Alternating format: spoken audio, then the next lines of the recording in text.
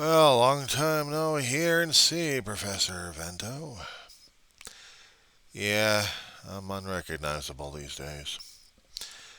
John Weaver, I used to be in your political science class several years ago. I'm still going to AV College. It's 5:50 in the evening right now, sir. It's the 8th of October, 2023. I don't bring these videos up and send them over to you very lightly, sir. No doubt you've been keeping up with the news.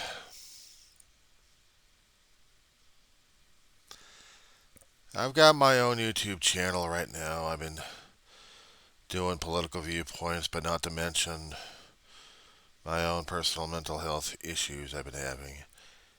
And I didn't have them before when I was taking your classes. I think I was handling things quite well until things happened. Death happens in a family, COVID happens, and then coming out to New World, I think I felt worse than Rip Van Winkle waking up. Watching on the other computer screen, I'm flipping between MSNBC and CNN. I stay away from Fox, sir.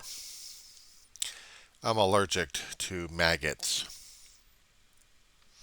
That being said,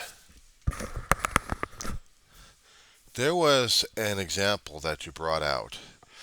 I use it from time to time. One of the examples you said, as I said before, I use it from time to time, is concerning about the pyramid. Yeah. But taking that into account, it's the other one we were talking about in the last class I was in. And it was really hitting home. Freedom fires versus terrorism.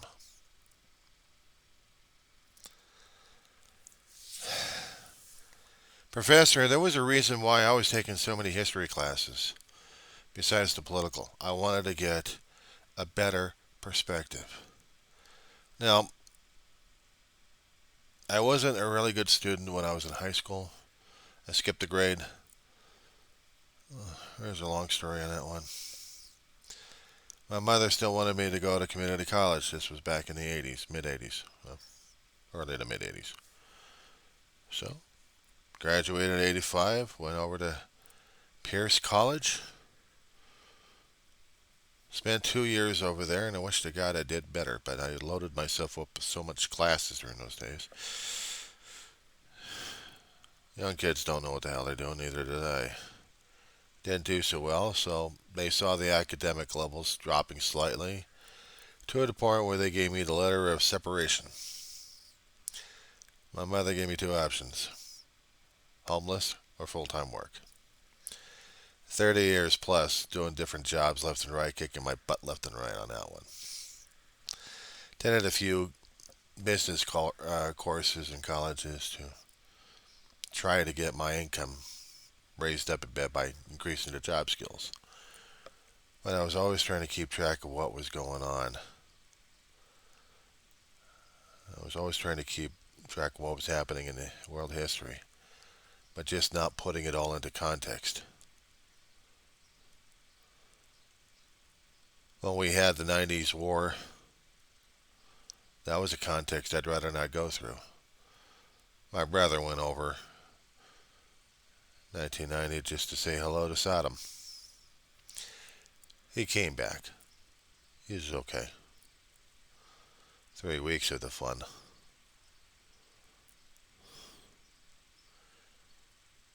And I'll tell you something, when I was watching Beirut, not Beirut, but Jerusalem and then Tel Aviv, when they actually had those videos, CNN was doing the attacks also in Kuwait City.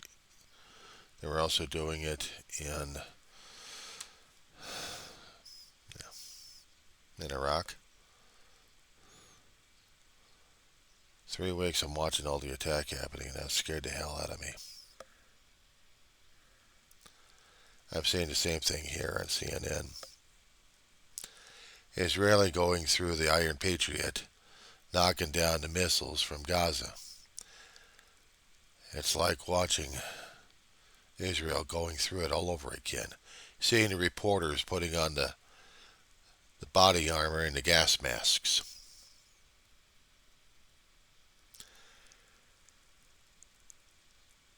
Saddam wasn't kidding around when it came down for the Scuds.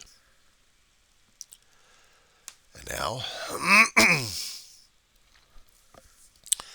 I'm seeing a replay of happening it all over again. I mean, we know that Israel is a hot spot. We both hopefully understand the creation of how it started.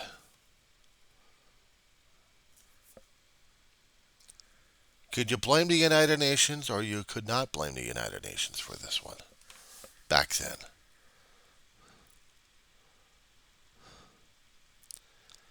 It's like somebody going into your neighborhood and then camping out in your house and telling you that you can only live in your bedroom all your life, not to mention the rest of your generation. So in one aspect, I can understand what the folks in Gaza, the Palestinians, are feeling. At least a small sliver of it anyway. But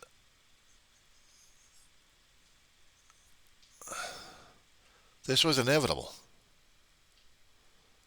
This is still an ongoing explosion of people being ticked off. But what else were you supposed to be doing with the Jewish nation in the first place? Where were you going to be putting them at? There was no country to host them. And they had to tear Palestine apart. Was it originally Israeli territory? I got to do further research on that one, Professor. Because if it was Israeli territory a long time ago, and it's probably in dispute for God knows how long, that one.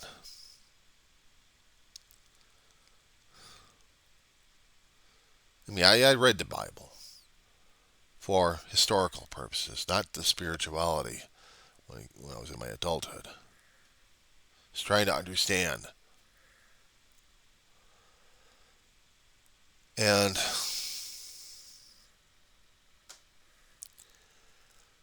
it explodes millenniums into this situation. And over nearly the past 3/4 of a century.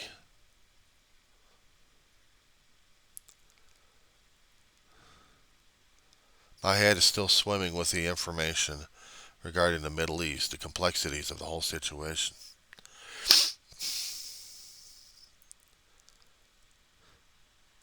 How do you keep it together, Professor?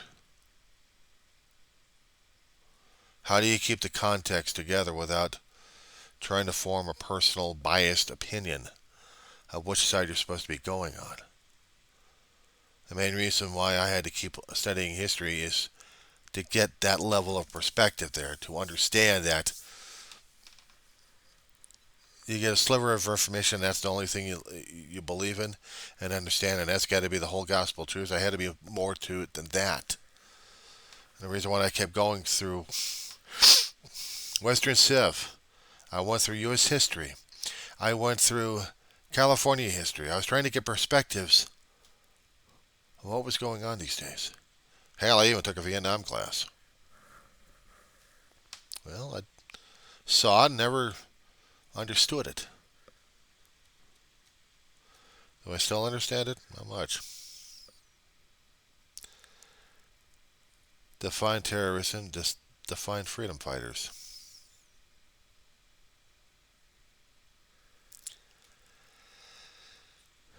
How would you like, Professor, to be trapped in your bedroom having your generations grow up? And you want to bust out of the damn house. Or actually, you want to bust out of the bedroom door. Either you can't, or if you do, you're strictly monitored. But you want your house back. Are you a freedom fighter, or are you a terrorist?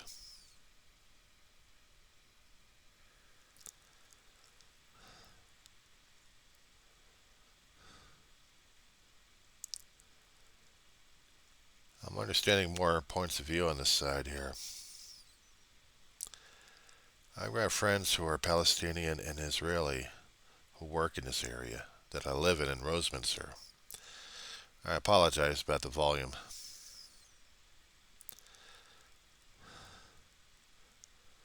They are good friends seemingly, but in situations like this, I don't touch the topic with them. I can't do that.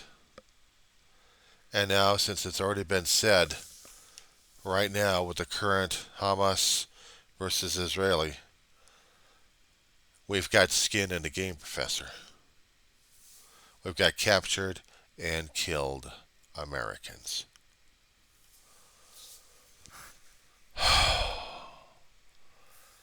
Professor V, I'm feeling fear. I'm feeling the fear. I'm feeling unsure, and somewhere there's going to be a level of anger involved in this one.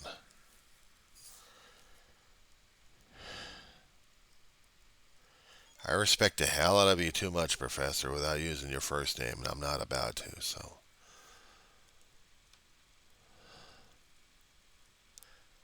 And besides, we both share the same name.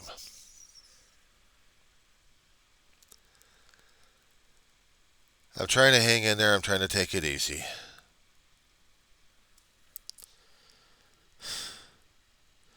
It's kind of hard in these foreign wars, especially when you have tourists and travelers going into these far-off lands that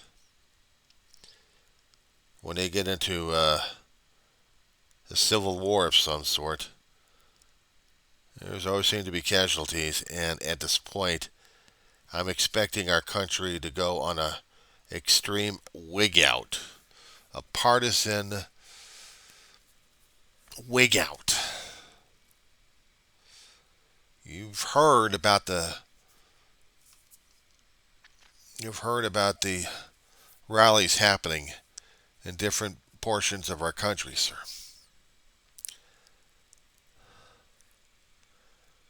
Protest? May start getting into a fisticuffs. We're really talking a wig out here.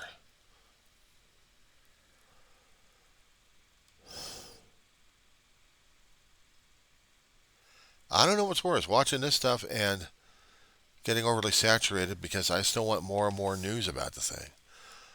Or trying to go through the 9/11 situation all over again.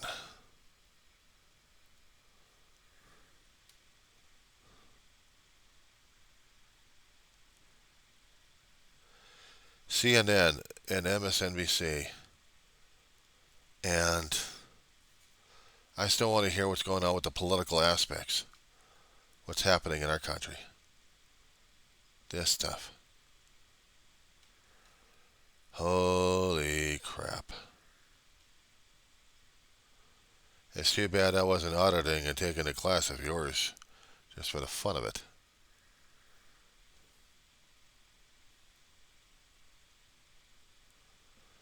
Some discussions I'd love to have with you again, Professor. I really would. Ending thought. I know I brought up 9/11. I still have nightmares on some occasions. I get the emotional flashbacks on it. Yeah, I've got people to talk to about this one, but I just wanted to share the story with you.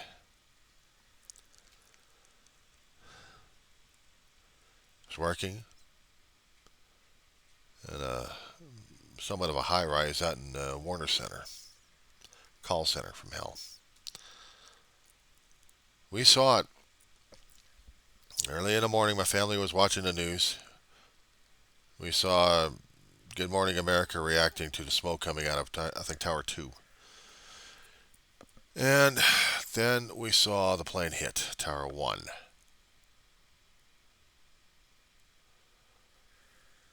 My brother started getting colds.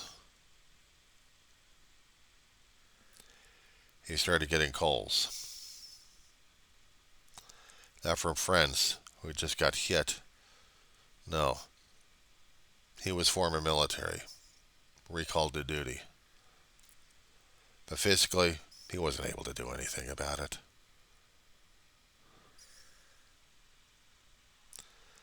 The Pentagon was just scrambling everybody and anybody.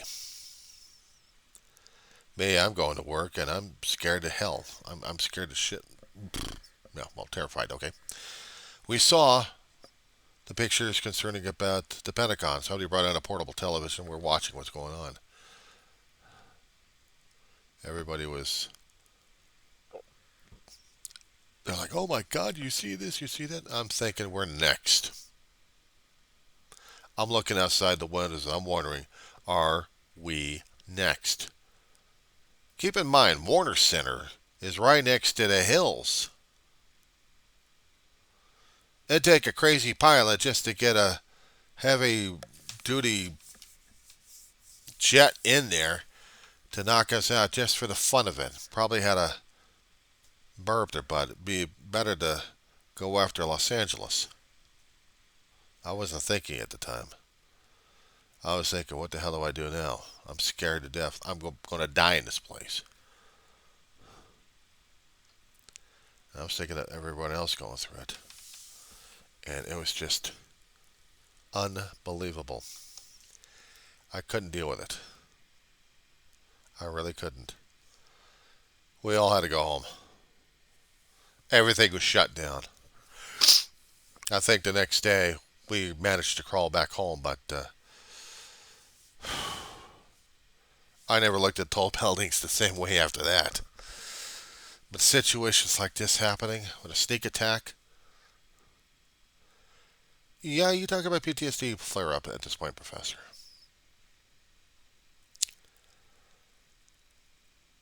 I'm hoping you and your family are doing okay. I miss taking your classes.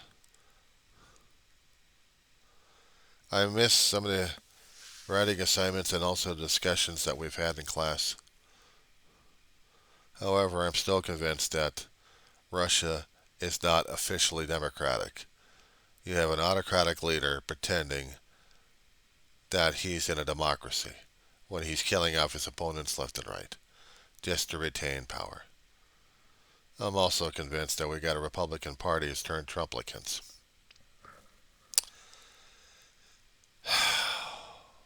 Only in our lifetime. I'll see you on campus, Professor. You take it easy. I'm working on my end.